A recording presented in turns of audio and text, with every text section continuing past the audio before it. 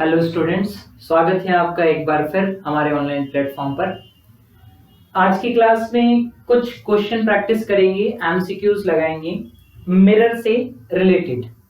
जी हाँ, टॉपिक है हमारा रिफ्लेक्शन बाय मिरर, जिसमें मिरर पूरा कवर हो जाएगा आपका, प्लेन मिरर भी, कॉनकेव मिरर भी, कॉन्वेक्स मिरर भी, इवन मैग्निफिकेशन पर भी कुछ क्वेश्चन है।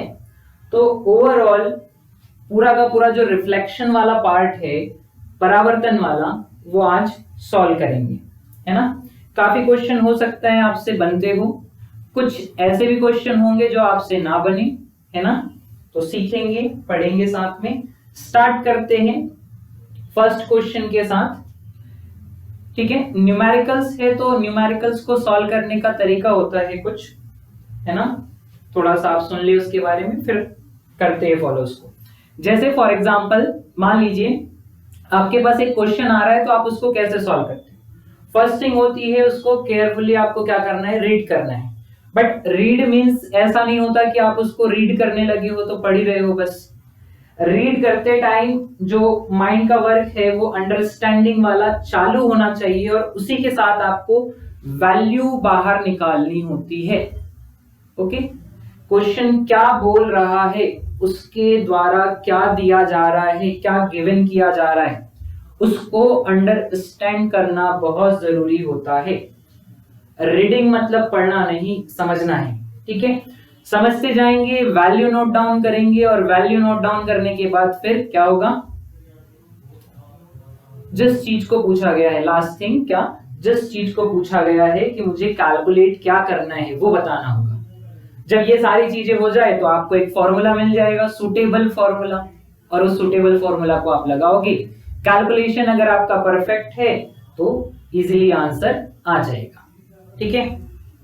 तो स्टार्ट करते हैं फर्स्ट क्वेश्चन के साथ। चलिए देखिए स्लाइड पे पहला क्वेश्चन है, क्या लिखा है, समतल दर्पण से उत्पन्न प्रतिबिंब की विशेषता क्या होगी। What will be the characteristics of the image produced by a plane mirror? Plane mirror कैसा इमेज बनाता है, तो पढ़ा था हमने प्लेन मिरर कैसा इमेज बनाता है, याद है क्या आपको। जी हाँ, प्लेन मिरर, सॉरी थोड़ा सा इसको लाइट कर देंगे जी। ये होता है प्लेन मिरर जिसकी सरफेस फ्लैट होती है, इसके सामने आप ऑब्जेक्ट को रखोगे।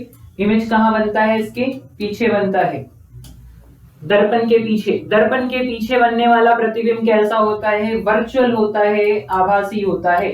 तो आपके दिमाग में है कि प्लेन मिरर का इमेज मुझे बताना है, कहां बनता है, मिरर के पीछे। मिरर के पीछे बन रहा है तो कैसा होगा, वर्चुअल। इट मींस मैं वर्चुअल वाले को बाहर निकालूंगा। तो इसमें दो ऑप्शन है जिसमें वर्चुअल लिखा है, बी एंड डी, दोनों में वर्चुअल लिखा है। बट आप जानते हैं कि जो वर्चुअल इमेज होता है वो हमेशा कैसा होता है, सीधा होता है। तो वर्चुअल एंड इरेक्टेड, ठीक है, वर्चुअल एंड इरेक्टेड ढूंढिए। वर्चुअल एंड इरेक्टेड दिखा क्या आपको, वर्चुअल और इरेक्टेड, जरा फोकस कीजिए बी पॉइंट पर, वर्चुअल इरेक्टेड, है ना। आभासी के साथ साथ कैसा, सीधा। और एक बात और लिखिए इसमें, एंड इक्वल साइज। जी हाँ, आप जानते हैं प्लेन मिरर सेम साइज का इमेज बनाता है, जितनी बड़ी वस्तु उतना ही बड़ा उसका प्रतिबिंब भी बनेगा। ओके, तो करेक्ट आंसर हो जाएगा कौन सा, B, virtual, erected and equal size, जैसा कि टॉपिक में पढ़ा है। नेक्स्ट क्वेश्चन देखते हैं, क्या है नेक्स्ट, पढ़िए जरा। यदि एक उत्तल दर्पण की फोकस दूरी 15 सेंटीमीटर है तो इस दर्पण से 30 सेंटीमीटर दूरी पर रखी गई वस्तु का प्रतिबिंब कैसा होगा। अगेन कौन सा मिरर है मेरे पास, देखिए मिरर की कहानी भी बताई है उसने। कौन सा मिरर है,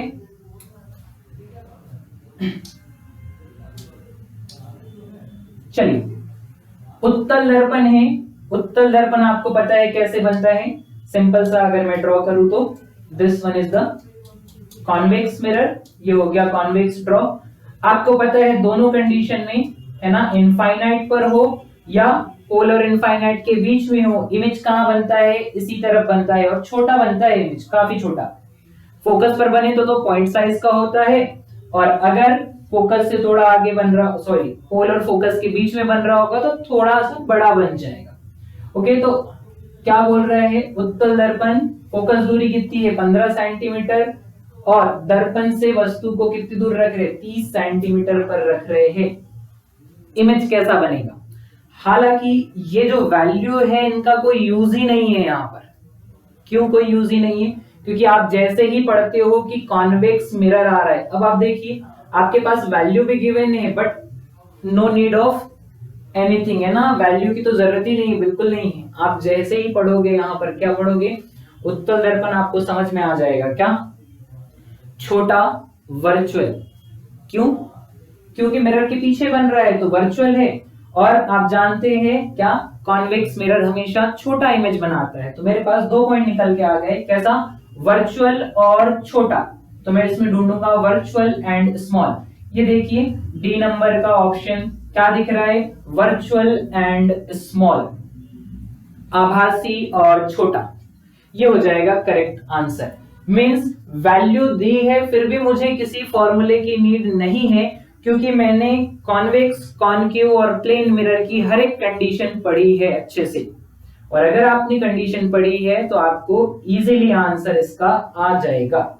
ओके, चलिए चलते हैं नेक्स्ट क्वेश्चन की तरफ। ओके, पढ़िए अगला क्वेश्चन क्या है। The focal length of concave mirror is 20 centimeter if an object is placed at a distance of 40 centimeter from the mirror. What will be the length of the image? जी हाँ, अब की बार mirror change कर दिया है।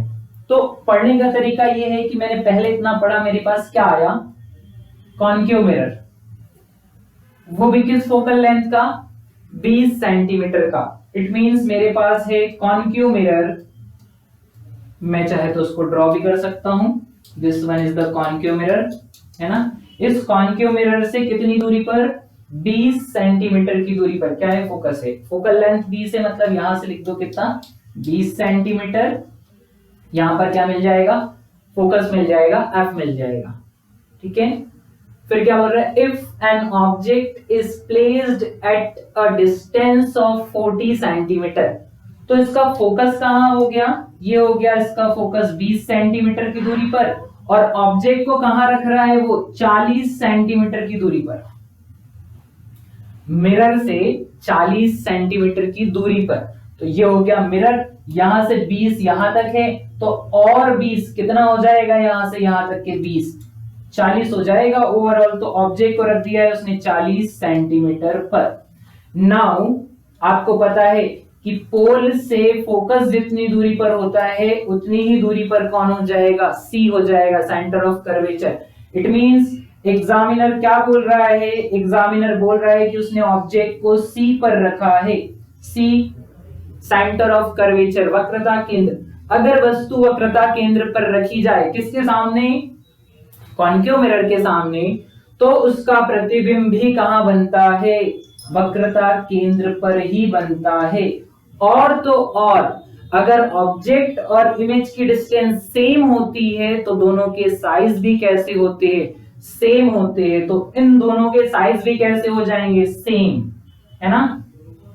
तो इसमें देखिए option ढूंढिए सेम साइज वाला, तो आपको एक ही ऑप्शन दिख रहा होगा, ए नंबर का, सेम साइज। और आप जानते हैं सी पर रखने पर कहां पर होगा, वो इस तरफ होगा ना, ऐसे सी पर रखेंगे, नीचे बन रहे तो उल्टा होगा।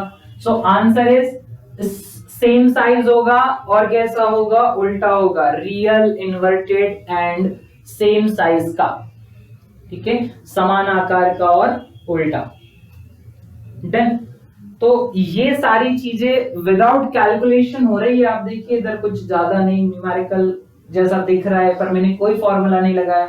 अगर मैंने कंडीशंस पढ़ी है तो मैं बता दूंगा कि ऐसा हो रहा है, ओके। अदरवाइज आप फॉर्मूले से करना चाहते तो फॉर्मूला लगा देना उसमें, मिरर वाला, उससे भी हो जाएगा, ठीक है। बट ये वाली जो प्रोसेस है इजी है, आपको बहुत जल्दी समझ में आ जाएगा कि कॉन्केव से 20 पर फोकस है और 40 पर ऑब्जेक्ट है, मतलब 20 और ऐड कर दूंगा तो क्या बन जाएगा, सी बन जाएगा। मतलब ऑब्जेक्ट को सी पर रखा है, जैसा मुझे पता चलता है कि ऑब्जेक्ट सी पर है मैं बता दूंगा, उसका इमेज भी सी पर बनेगा। और सी पर जब इमेज बनता है तो दोनों की हाइट इक्वल होती है, ऑब्जेक्ट भी उतना ही बड़ा है जितना बड़ा इमेज है, इमेज भी उतना ही बड़ा है जितना बड़ा ऑब्जेक्ट है। ओके, तो ये भी इजीली सॉल्व हो जाएगा। नेक्स्ट अगले क्वेश्चन की तरफ बढ़ते हैं। पढ़िए अगला क्वेश्चन क्या बोल रहा है, the focal length of a concave mirror is 10 centimetre and N object is placed 50 centimetre away from its focal length. ध्यान से पढ़िएगा, अब की बार मिरर से 15 सेंटीमीटर दूर नहीं रखा है, कहां रखा है, फोकल लेंथ से 15 सेंटीमीटर दूर। क्वेश्चन को बहुत ध्यान से पढ़ना होता है, एनालाइज करना होता है, फिर उसका सॉल्यूशन बनता है। अगर आप बहुत जल्दबाजी भी करते हैं तो कहीं ना कहीं गलती हो जाती है। सो फर्स्ट ऑफ ऑल मेरे पास क्या गिवन है, कॉन्केव मिरर गिवन है, तो मैं यहां ड्रॉ कर लूंगा concave mirror, this one is the concave mirror.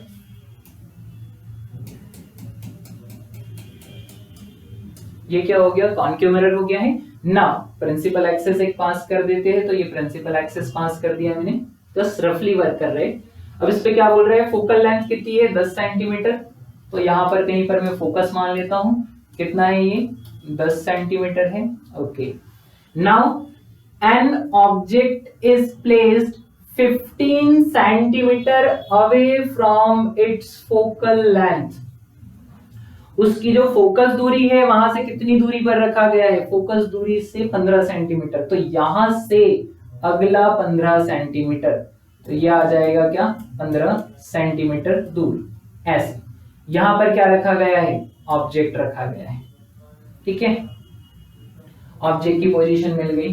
तब फिर क्या पूछ रहा है, then what will be the length of the image, image की लेंथ क्या होगी। सो ये सिंपल तो नहीं निकलेगा, इसके लिए अपन को क्या करना पड़ेगा, कैलकुलेशन करने पड़ेंगे। कैसे कैलकुलेशन, ये आई थिंक थोड़ा सा मिसप्रिंट है क्वेश्चन, इसमें होना चाहिए था what is the distance of image. जी हाँ, थोड़ा सा करेक्ट करते हैं, क्या होना चाहिए था इसमें, डिस्टेंस ऑफ इमेज,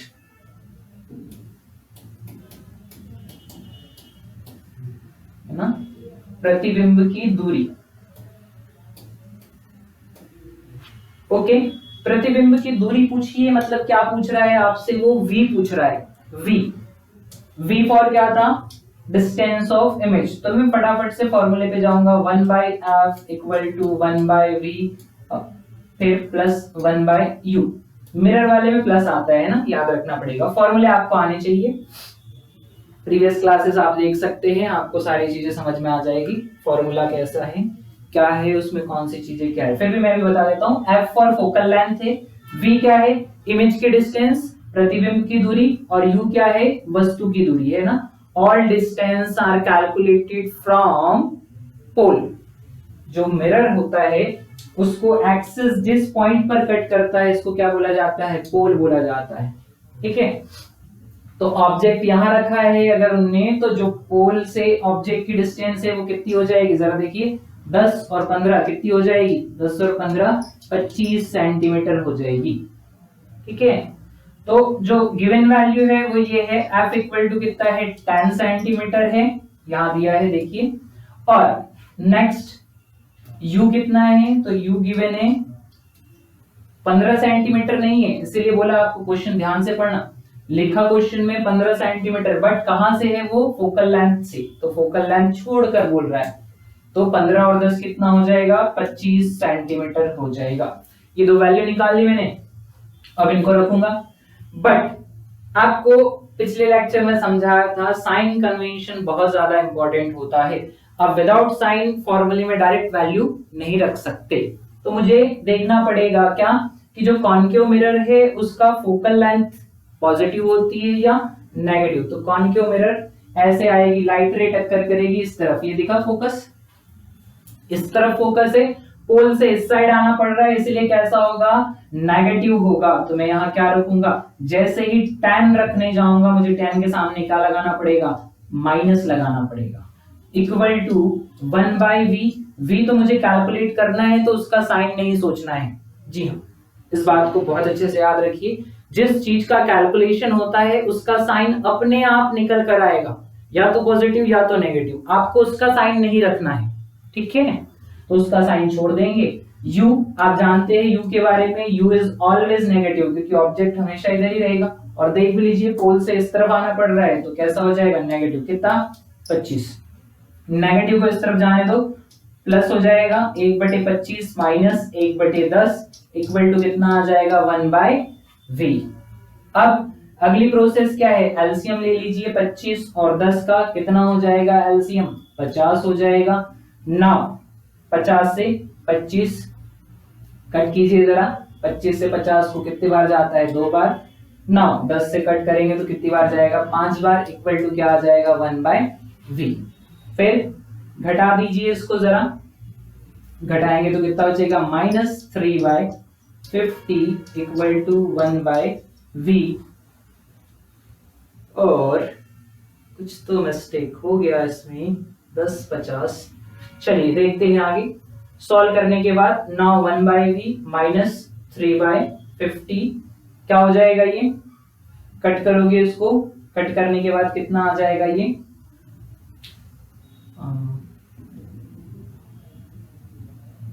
पहले तो पलट देते हैं, तो v इक्वल टू हो जाएगा -50/3।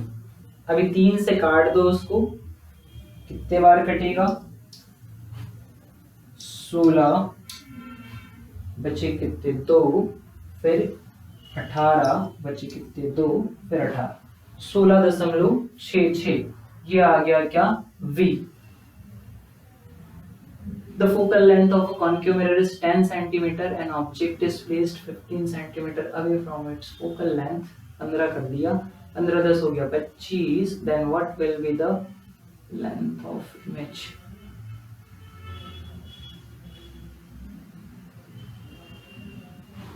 अच्छा, let's see, length of image अगर निकल रही हो तो उसको देख लेते हैं, है ना। सो मैंने लिखा क्या फॉर्मूला यहाँ पर, m equal to I/O। I/O है ही नहीं मेरे पास तो मैं कैसे रखूंगा, मीन्स ये जो क्वेश्चन है ये कहीं ना कहीं तो गड़बड़ हो रहा है, कुछ तो गलती है क्वेश्चन में।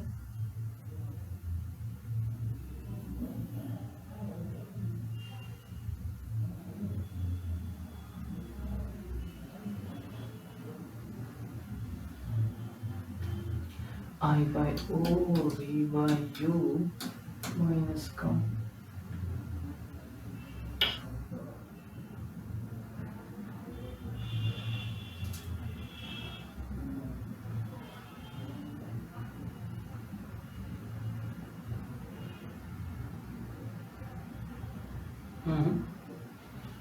this question be wrong। चलिए कोई नहीं, मान लेते हैं क्वेश्चन में कुछ एरर है, आंसर तो करेक्ट आ रहा है अपना, ज्यादा कैलकुलेट करने की जरूरत नहीं है, 16.66। Okay, this one is the final. ये शायद उसमें कुछ मिसप्रिंट हुआ है, फोकल लेंथ अगर 25 से काउंट किया जा रहा है इसको 25 सेंटीमीटर के अकॉर्डिंग, तो आंसर आ रहा है 16.66। अगर यहाँ 15 रखा जाता तो आंसर फिर आपको मिल जाता है इजीली, है ना, उसमें कोई ज्यादा समस्या नहीं आती, 30 आपका आंसर आ जाता। बट वैल्यू कुछ गड़बड़ रखती है इसमें, तो इसको जाने देते हैं, नेक्स्ट क्वेश्चन को करते हैं। आंसर इसका फिलहाल ये वैल्यू के साथ में कितना आएगा, 16.66 आएगा। नेक्स्ट अगले क्वेश्चन पर चलते हैं, ठीक है। अगला क्वेश्चन बोर्ड पे पढ़िए जरा, इसको क्या लिखा है, an electric bulb is placed between two plane mirrors inclined at 60 degrees. कौन से टॉपिक का है आप समझ ही गए होंगे, दो प्लेन मिरर है और वो किसी एंगल पर क्या है, इंक्लाइंड है, और वो एंगल कितना है, 60 degree. How many image of this bulb will be visible. तो इसके कितने प्रतिबिंब हमें दिखेंगे ये पूछा जा रहा है। क्या कंडीशन थी, कैसे सॉल्व करते थे, जरा याद कीजिए। सबसे पहले चेक करते थे, क्या करते थे, चेक 360 बाय थीटा। तो चलिए चेक करते हैं 360, थीटा कितना है, 60 डिग्री है। ओके, 60 से 60 कट गया और आंसर आ गया कितना, 6 बार। ठीक है, 60 से 60 नहीं काटना, 6 से 36 काटना, कितनी बार, 6 बार। ठीक है, नाउ 6 को डिसाइड करना है 6 इवन है या ऑड है। तो 6 इज द इवन नंबर। कैसा नंबर आ गया मेरे पास, इवन नंबर आ गया। और इवन नंबर आता है तो नंबर ऑफ इमेज का फॉर्मूला क्या हो जाता है, इवन नंबर के लिए number of image n equal to 360 by theta minus 1। Simple, ये फॉर्मूला होता है जो आपको पता होना चाहिए। 360 बाय थीटा से डिवाइड करने पर जो नंबर आएगा उसको चेक करेंगे इवन है या ऑड है। अगर वो इवन है तो 360 बाय थीटा में से एक घटा देंगे। 360 बाय थीटा कितना है मेरे पास, 6, और 6 में से अगर एक घटाया जाए तो आंसर आ जाता है कितना, 5। तो 5 इज द करेक्ट आंसर। जी हाँ, 5 इज द करेक्ट आंसर। अगर यहाँ पर ऑड आ जाता तो फिर मेरे पास दो केस होते, symmetrical and asymmetrical. But question में कहीं मेंशन नहीं किया है कि कहाँ रखा है, तो मैं फिर उसको सोचता नहीं, असिमेट्रिकल वाला लगा देता। उस केस में मेरा जो ऑड आ रहा था वही आंसर हो जाता। ठीक है, फिलहाल 360 बाय थीटा माइनस 1, क्यों, क्योंकि नंबर इवन है। ओके, तो ये तो सिंपल था क्वेश्चन, आसानी से आ जाएगा। नेक्स्ट अगला क्वेश्चन देखते हैं। ठीक है, क्या लिख रहा है, a ray of light falls on a plane mirror at an angle of 30 degree, what will be the angle of deviation. ये भी अच्छा क्वेश्चन है। क्या बोल रहे हैं कि आपके पास एक प्लेन मिरर है और उस प्लेन मिरर पर एक रे, लाइट रे इंसिडेंट हो रही है, किस एंगल के साथ, 30 डिग्री के कोण के साथ। इसका मतलब कि मेरे पास एक प्लेन मिरर है, ये रहा प्लेन मिरर, इसके लिए नॉर्मल बना लेंगे अपन, है ना। सो ये रहा नॉर्मल। ठीक, अब इस पे क्या कर देंगे, लाइट रे इंसिडेंट कर देंगे। तो लाइट रे इंसिडेंट हो गई, ये किस एंगल के साथ इंसिडेंट हो रही है, तो 30 डिग्री के एंगल के साथ इंसिडेंट हो रही है, ये लिखा है। ठीक है, तो इंसिडेंस एंगल आपतन कोण कितना हो जाएगा मेरे पास, 30 डिग्री। फिर क्या पूछ रहा है आपसे कि विचलन कोण क्या होगा। आप जानते हैं विचलन कोण, इसको जाना कहां था, इस पाथ पर आगे जाना था, बट ये जिस एंगल के साथ आती है उसी एंगल के साथ क्या होती है, वापस लौट जाती है। ओके, तो जियोमेट्री के हिसाब से ये भी 30 हो जाएगा, ये भी कितना हो जाएगा, 30 हो जाएगा। अब बताओ ओवरऑल अगर आप यहां से एंगल कैलकुलेट करो यहां तक का, कितना होता है, 180। 180 में से 30 और 30 60 घटा दूं तो ये जो एंगल आपको दिख रहा है, this one is the angle of deviation, जिसको बोलते हैं क्या, डेल। जी हाँ, वही बताना है मुझे। तो बोलो क्या किया मैंने, 180 ओवरऑल एंगल ले लिया, यहां से लेके यहां तक नॉर्मल वाला पूरा, उसमें से किसको घटा दिया, एक आई और आर बराबर होते हैं वाला, और जियोमेट्री से ये वाला कोण और ये वाला कोण बराबर होते हैं, इसीलिए इसका फॉर्मूला क्या आता है, -2i। अगर आपने लेक्चर नहीं देखे हो प्रीवियस, तो प्लीज पहले प्रीवियस लेक्चर देख लें ताकि आपको आसानी हो। डेल इक्वल टू 180 -2i, ये होता है फॉर्मूला किसका, डेविएशन एंगल का प्लेन मिरर के लिए। Now del equal to 180 -2 into 30 degree कितना हो जाएगा, del equal to 180 degree -60 degree. Now del equal to 180 में से 60 गए तो कितना बचा, 120 degree. 120 degree is the your answer. Easy है, जी हाँ बहुत इजी है, आसानी से बन जाते हैं क्वेश्चन। चलिए बढ़ते हैं आगे नेक्स्ट क्वेश्चन की तरफ। क्या कहता है next question, the magnification produced by a plane mirror is, बहुत अच्छा क्वेश्चन है और बेसिक क्वेश्चन है। क्या पूछ रहा है कि जो समतल दर्पण है उसका आवर्धन कैसा होता है। तो आप जानते हैं प्लेन मिरर इमेज कैसा बनाता है, वर्चुअल और सीधा। वर्चुअल मतलब कहां, मिरर के पीछे। अब आप सोचिए अगर मिरर के पीछे बन रहा है, let this one is the mirror, कौन सा, प्लेन मिरर, यहां रखा मैंने ऑब्जेक्ट, इसका इमेज बना कहां, इस तरफ बना है इमेज। तो बिहाइंड द मिरर बनने वाला हमेशा कैसा होता है, वर्चुअल है।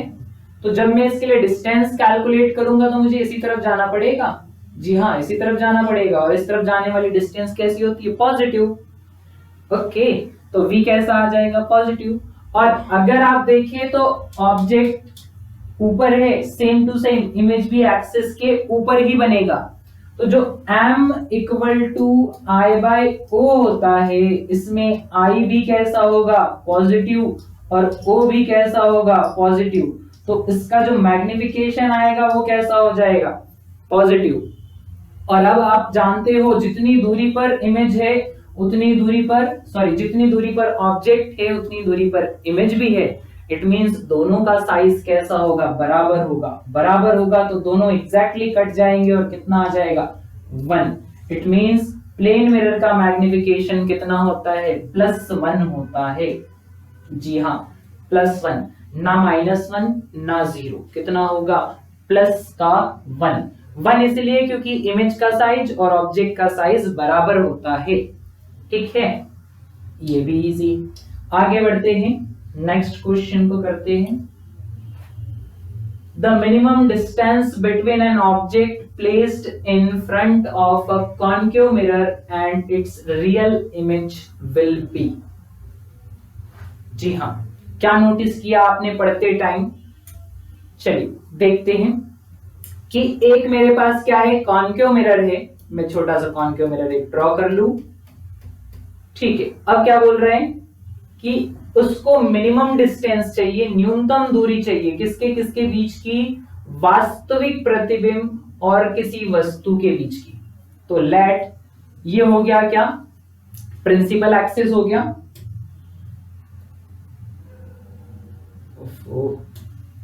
चलो कोई नहीं, इसी हाथ से बनाते हैं, ठीक है। अभी कुछ ओके, तो ये हो गया मिरर। आपको पता है इस तरफ बनने वाला इमेज कैसा होता है, रियल, वास्तविक। ठीक है, अब उसको मिनिमम डिस्टेंस चाहिए, किसके किसके बीच, ऑब्जेक्ट और इमेज के बीच।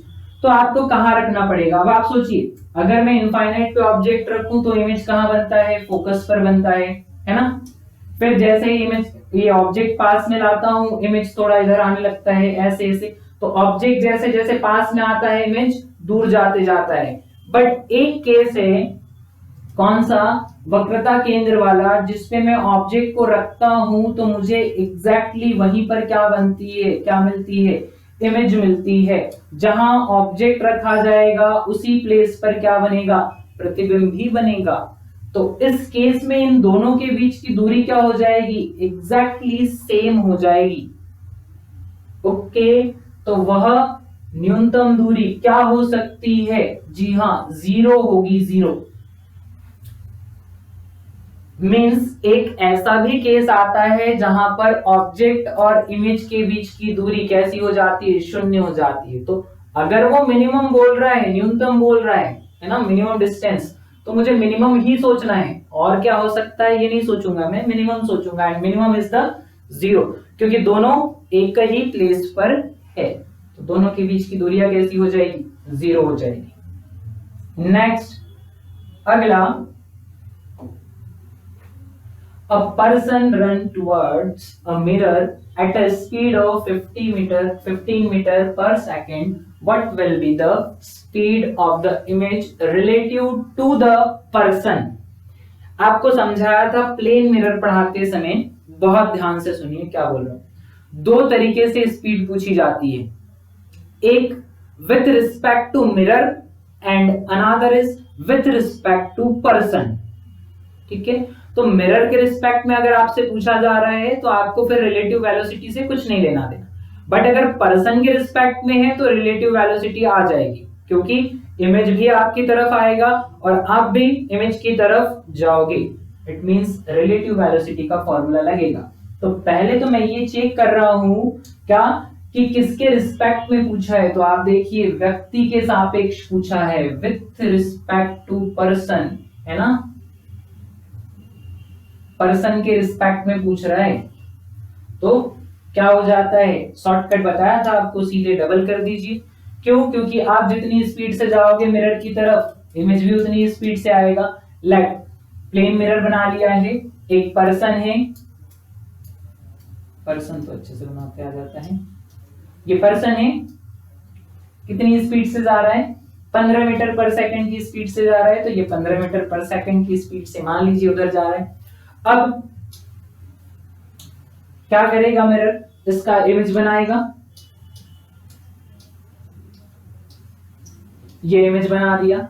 और अब इमेज भी क्या करेगा, this one is the object और वो रहा इमेज। इमेज भी मिरर की तरफ कितनी स्पीड से आएगा, 15 मीटर पर सेकंड की स्पीड से आएगा। बट आप देखिए दोनों की स्पीड के जो डायरेक्शन है वो कैसे हो जाएंगे, अपोजिट। और आप जानते हैं रिलेटिव वेलोसिटी में क्या होता है, अपोजिट डायरेक्शन की स्पीड जुड़ जाती है। इट मींस क्या हो जाएगा, final speed of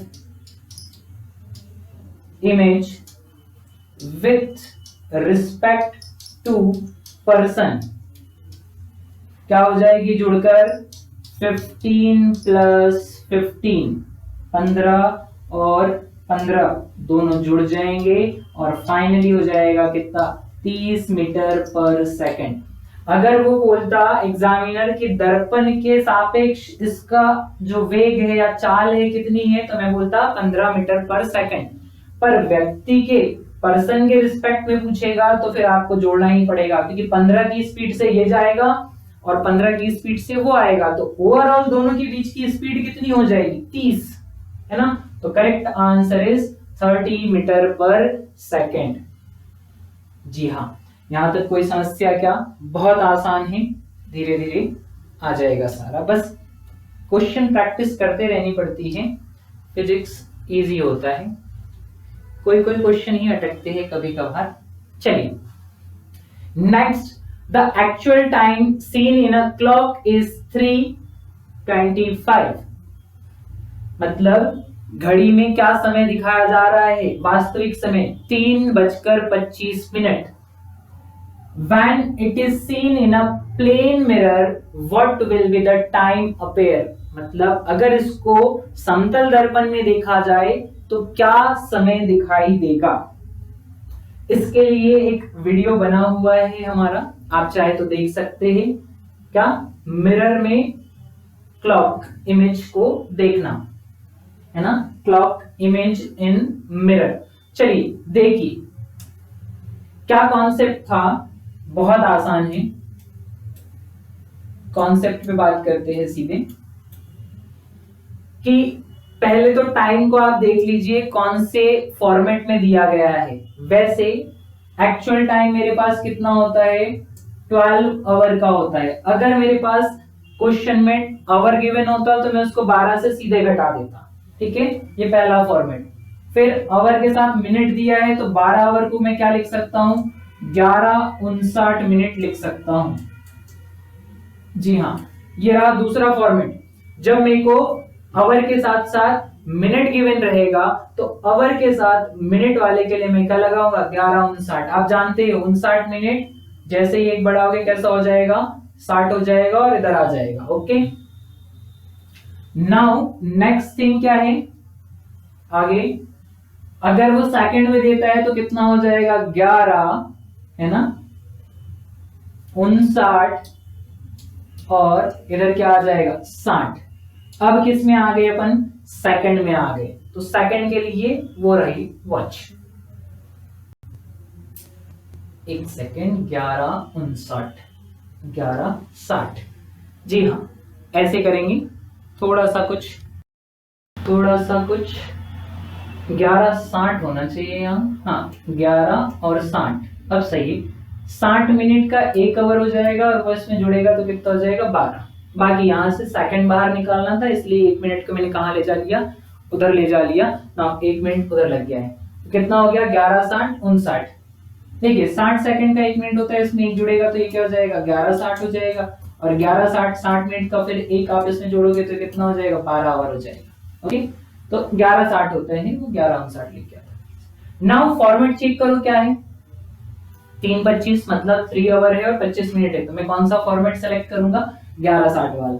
now simple हो जाएगा, क्या कितना लिखना है मुझे 11 60 और उसमें से माइनस करना है क्या 0325, माइनस करोगे तो क्या मिलेगा 5, यहाँ पे 3, यहाँ पर कितना, ये सब्सट्रैक्ट हो गया है ना ऑलरेडी, 60 में से 25 गया, कितना बच रहा है आपका 35 बच रहा है।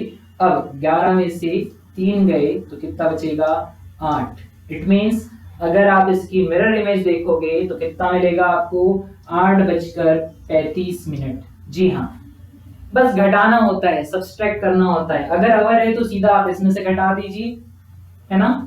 मिनट में दिया है आवर के साथ तो फिर 11 60 लिखिए, और अगर वो इसमें दे रहा है किसमें मिनट सेकंड में, तो फिर ये वाला पैटर्न यूज कीजिए, जैसा फॉर्मेट गिवन है वैसा फॉर्मूला लगाओ और घटा दो, एकदम इजी आंसर आ जाएगा, बिल्कुल इजी। नेक्स्ट क्वेश्चन की तरफ बढ़ते हैं। अगला, an object 2 centimeter long is placed at 15 centimeter in front of concave mirror of 10 centimeter focal length।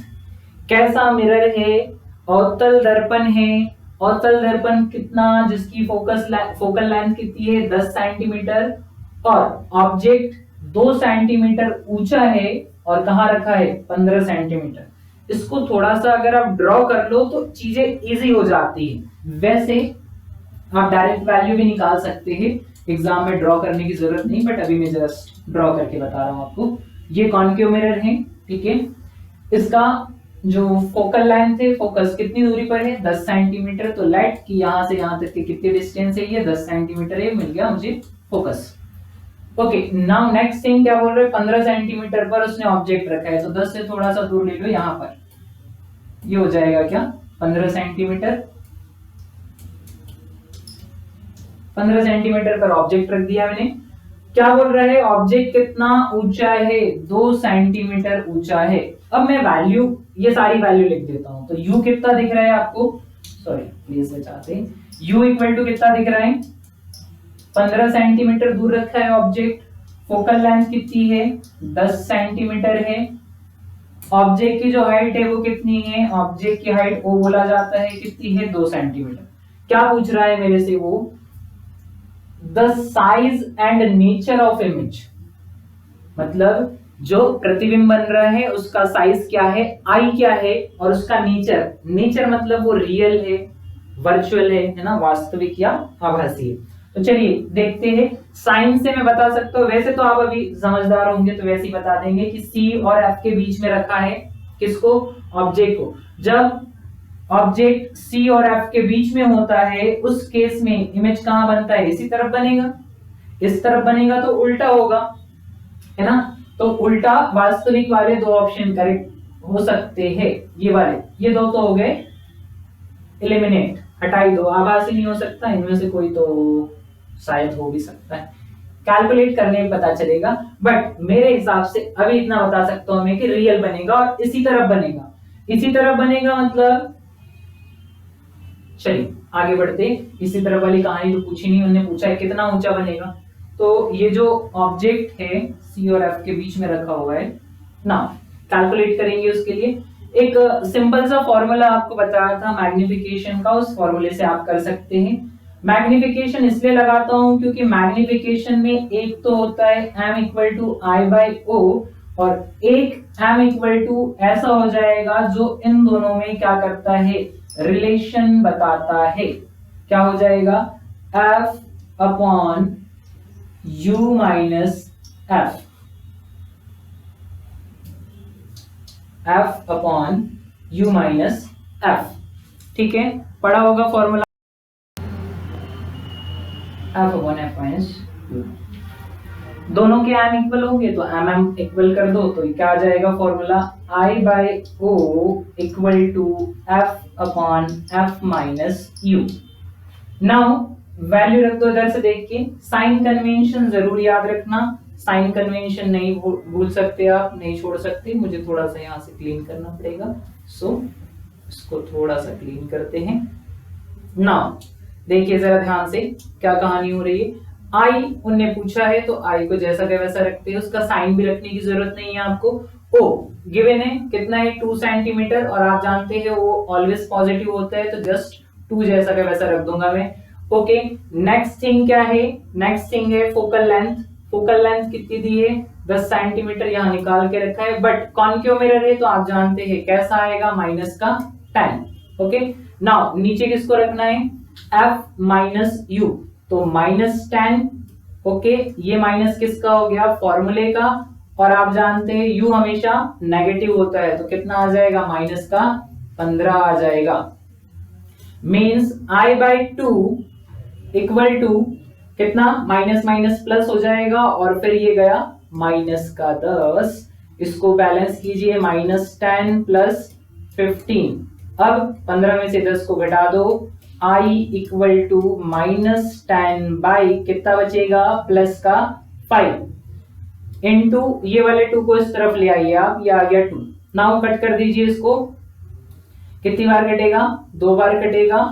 I equal to 2 into 2 4, minus का 4, ठीक है, माइनस का 4 है, माइनस है, इट मींस उल्टा है ना, और उल्टा इमेज इसी तरफ बन सकता है, तो इस तरफ बनेगा, कैसा होगा, रियल उल्टा, और कितनी ऊंचाई का, 4 सेंटीमीटर का, तो आप ढूंढिए 4 सेंटीमीटर का रियल इमेज, ठीक है, 4 सेंटीमीटर का रियल इमेज।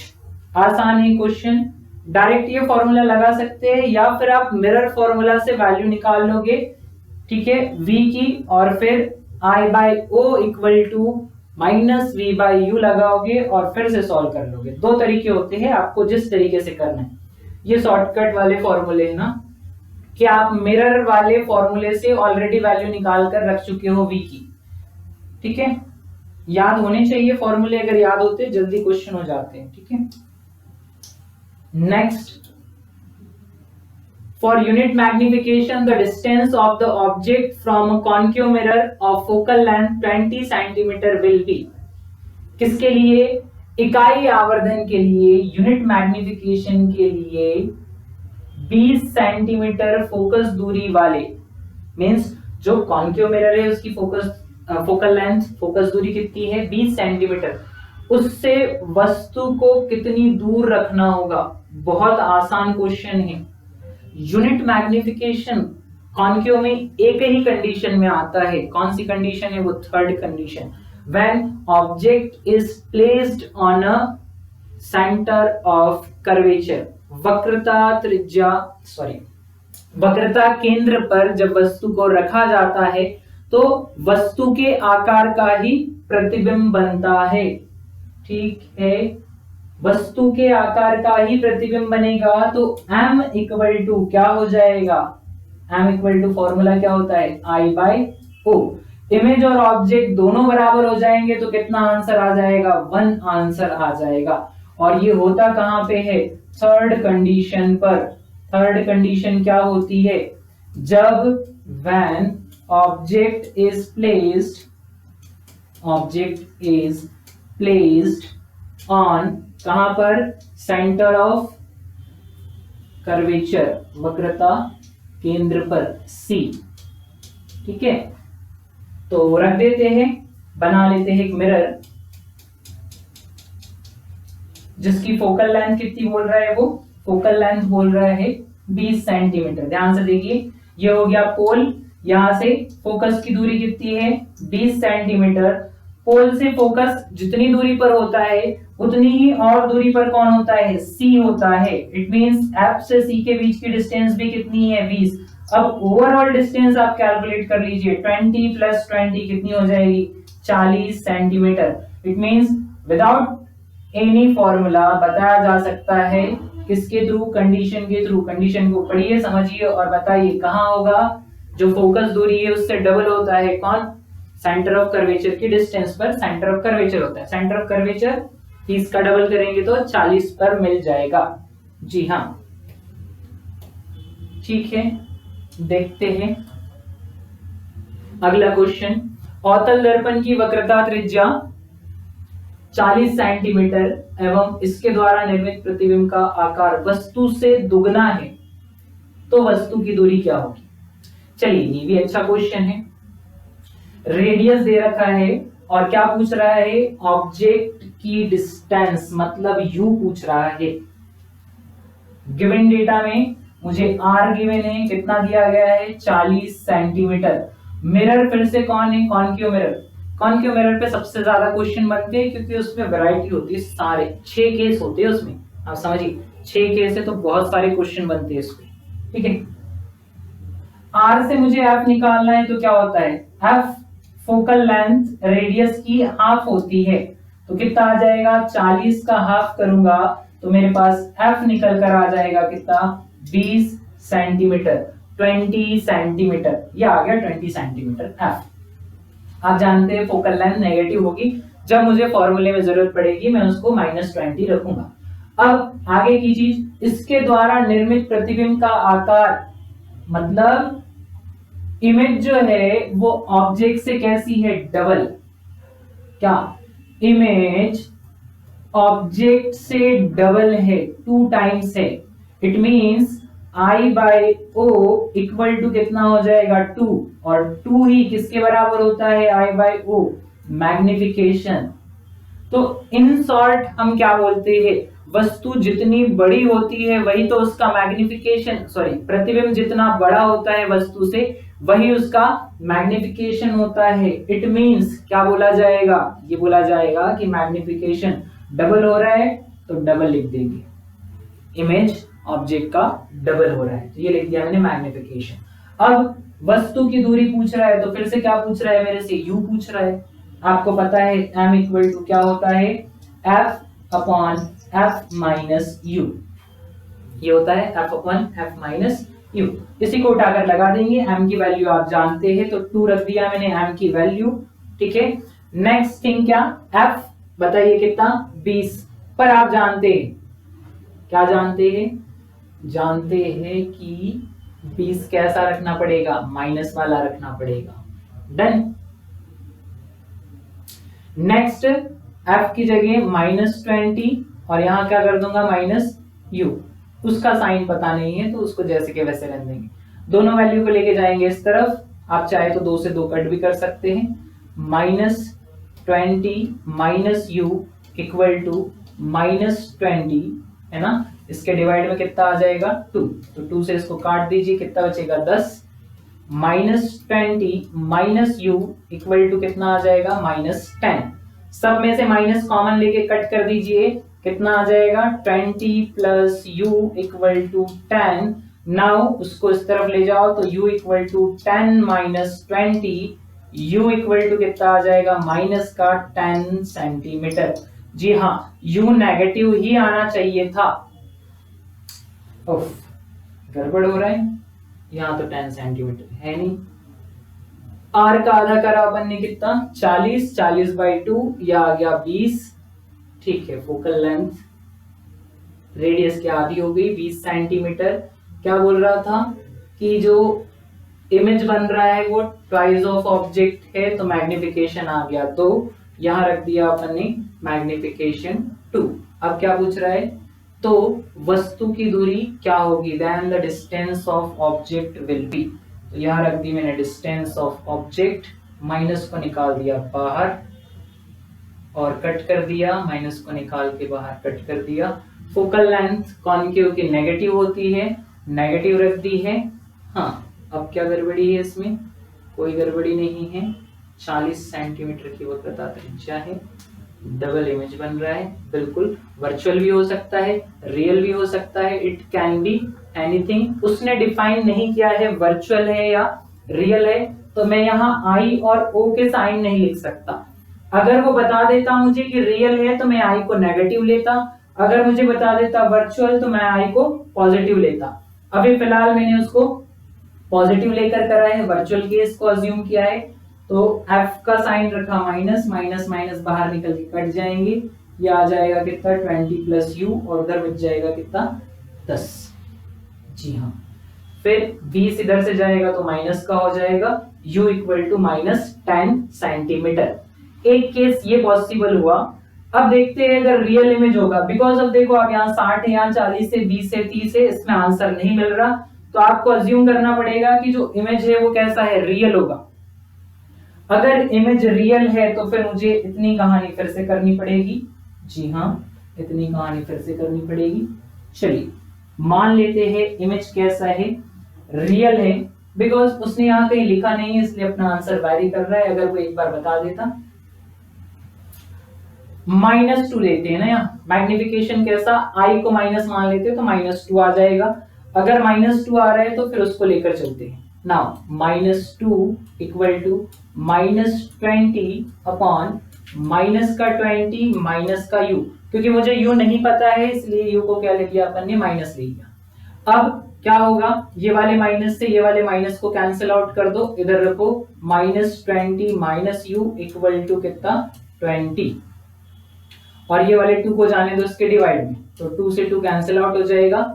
इसको -20 माइनस u इक्वल टू 10 लिख दो। ओके, नाउ u को इस तरफ जाने दो और 10 को इस तरफ आने दो, तो -20 10 इस तरफ आ जाएगा, -10 इक्वल टू क्या आ जाएगा u।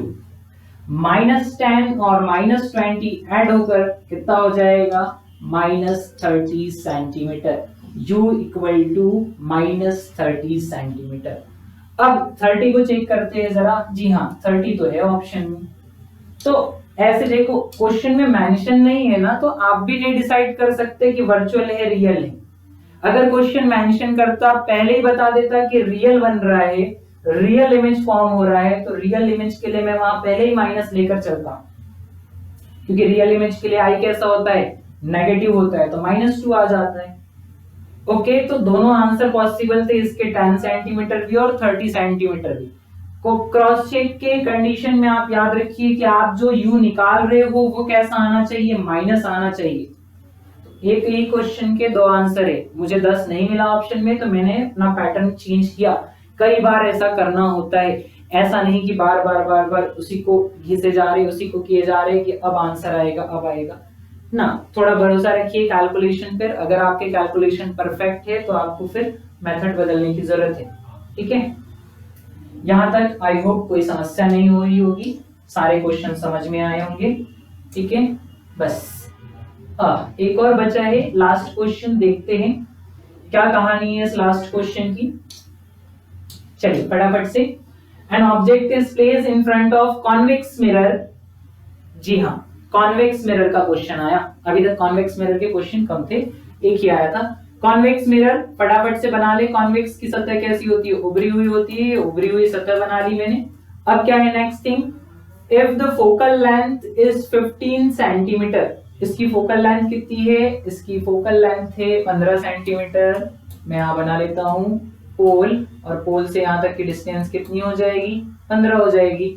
अब क्या बोल रहा है, and the object distance is 30 centimetre. Object को कहाँ रख दिया है हमने, 30 सेंटीमीटर की दूरी पर रख दिया है।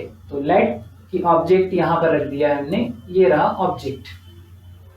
What will be the magnification, अच्छा क्वेश्चन है। What will be the magnification, focal length दी है और क्या दिया है आपको, ऑब्जेक्ट की डिस्टेंस दी है। अगेन फिर से m इक्वल टू क्या, f upon f minus u।